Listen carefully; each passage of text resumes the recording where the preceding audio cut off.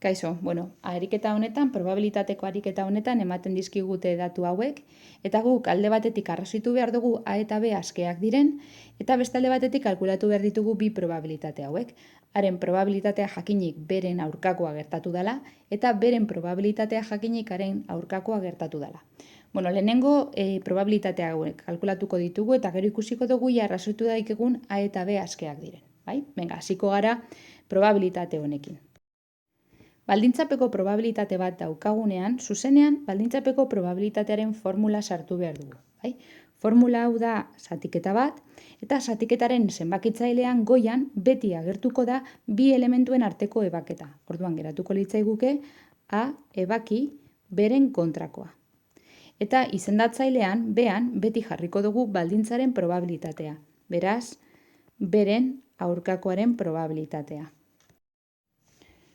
Beren aurkakoaren probabilitatea ezagutzen dugu. Hau da, beren probabilitatea 0,6 baldin bada, beren aurkakoaren probabilitatea izan beharko da 0,4. Eta gero hemen zenbakitzailean zer jarriko dugu? Begira, A ebaki beren kontrakoa ikusten dugunean gogoratu behar gara hemen duguna kenketa bat dela. Hau da, ebaketa bat daukagunean eta bi gertaeretako bat aurkakoarekin agertzen danean, izan ziteken B edo A, kasu honetan B darama marratxo hau goian, ez da? Orduan, kasu honetan izango litzateke kenketa hau. Izango zen, haren probabilitateari kendu A ebaki B. Hau da, marratxoa beren gainean egon beharrean, haren gainean egongo balitz, kenketa bat izango litzateke, baino hemen A jarri beharrean, B jarri beharko genduan. Hori da aldatzen den gauza bakarra. Orduan, orain egingo duguna izango da, ordezkatu hemen ezagutzen dugun elementua. Haren probabilitatea ezagutzen dugu. Orduan, hau izango litzateke, izendatzailean 0,4 eta zenbakitzailean 0,7 ken A ebaki B. A ebaki B da ezagutzen ez dugun elementu bat, buruketak ez duelako ematen, baina kalkulatu dezakegu. Begira, bilduraren probabilitatea ezagutzen dugu. Orduan, bilduraren formula aplikatzen baldin badugu, ez ezagun bakarra ebaketa izango da. Hemen duzue bilduraren formula, Orduan, formula honetan ordezkatu ditugu ezagutzen ditugun datuak, eta ikusten duzuen bezala, A ebaki beren probabilitatea bakandu dezakegu, eta orduan ematen digut 0,4 dela. Beraz, orain 0,4 hau ordezkatuko dugu hemen goian. Orduan, geratuko litzaiguke, 0,7 ken 0,4 zati 0,4. 0,7 ken 0,4 da 0,3, 0,3 zati 0,4 izango litzateke 0,75. Orduan, eskatzen diguten lehenengo probabilitate hau kalkulatuta izango genduan hemen. Bagoaz orain, hurrengo hau kalkulatzera. Probabilitate hau kalkulatzeko ikusten duzuen bezala, baldintzapeko probabilitate bat denez, baldintzapeko probabilitatearen formula sartu dugu. Goian bien arteko ebaketa eta bean bekoaren probabilitatea. Orduan, hemen izendatzailearen probabilitatea ezagutzen dugu, hau da, haren probabilitatea baldin bada 0,7, haren aurkakoaren probabilitatea izan beharko da 0,3. Eta zenbakitzailean, konturatu behar gara hemen kenketa bat daukagula, baina begira oraingoan marratxoa daroana da A. Hau da, kenkizuna, hemen aurrean izango dugun elementua, izango da B. Zergaitik ez daroalako marratxoa goian. Orduan, izango da beren probabilitatea ken A ebaki B. Orduan, orain bai ezagutzen ditugu elementu guztiak. Hau izango litzateke beren probabilitatea 0,6. Ebaketaren probabilitatea 0,4.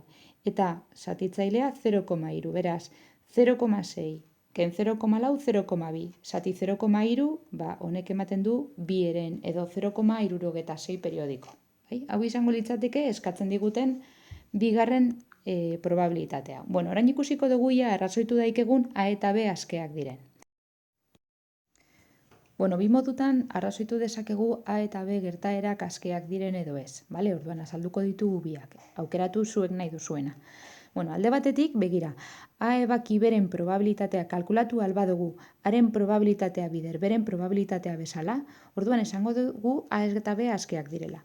Baina haren probabilitatea bider, beren probabilitatearen balioa, eta A ebaki beren probabilitatearen balioa desberdinak baldin badira, orduan esango dugu menpekoak direla. Ikusiko dugu orain gure ariketan zer gertatzen den. Begira, A ebaki B kalkulatu dugunean, eman digu probabilitate hori dela 0,4. bai? Eta gero beste alde batetik daukagu, haren probabilitatea dela 0,7 eta berena 0,6. Bueno, kalkulagailuarekin egiten badozue, 0,7 bider 0,6 emango dutzue 0,42. Bueno, 0,42 eta 0,4 ez da gauza bera, bai? Orduan ikusten dozuen bezala, gure buruketan, A ebaki beren probabilitatea eta haren probabilitatea bider beren probabilitatea gauza desberdinak ematen dabe, beraz esango dugu A eta B menpekoak direla. Momentu bat, menpekoak. Horrela, listo. Bale, zelan gehiago ikusi dezakegu, askeak edo menpekoak diren.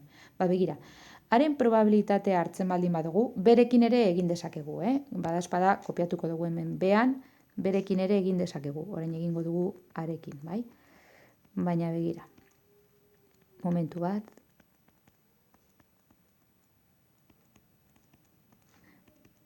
Bueno, bi honek jarriko ditut, ez da izuen pentsa bakarrik batekin egin daitekela, biekin egin daiteke, guk zentratuko gara orain haren kasuan, bale? Haren probabilitatea eta haren probabilitatea jakinik B gertatu dela berdinak baldin badira, horrek esan nahi du A eta B askeak direla. Hau da, B gertatu izanak ez dutzu inolako eraginik egiten haren probabilitatearengan.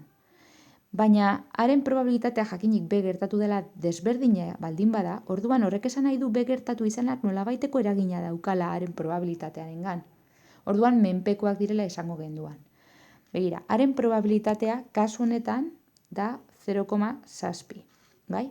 Eta haren probabilitatea jakinik B gertatu dela, bueno, hau buruketak ez digu esaten, baina kalkulatu dezakegu, badakigu baldintzapeko probabilitate bat kalkulatzen dugula, bueno, goian bien arteko ebaketa jarriz, eta bean bekoaren probabilitatea beraz, beren probabilitatea. Bale, orduan izango genduan 0,7, berdin edo desberdin hori da ikusi behar duguna, ebaketaren probabilitatea dela 0,4, zati beren probabilitatea dela 0,6. Bueno, begira, kalkulagailuarekin egiten badugu hau ikusiko dauzu ematen duela bieren. Eta bieren da 0,6666 periodikoa. Orduan 0,6 periodikoa eta 0,7 ez da gauza bera, desberdinak dira, bai? Honek biak desberdinak dira. Beraz, esango dugu A eta B menpekoak direla. Bueno, argi dago gauza bera lortu behar genduala bide batetik eta bestetik, bai? Baina biak egin nahi izan ditut ikus daizuen, bueno, bi metodoak ondo daudela aukeratu zuek nahi dozuena, bale?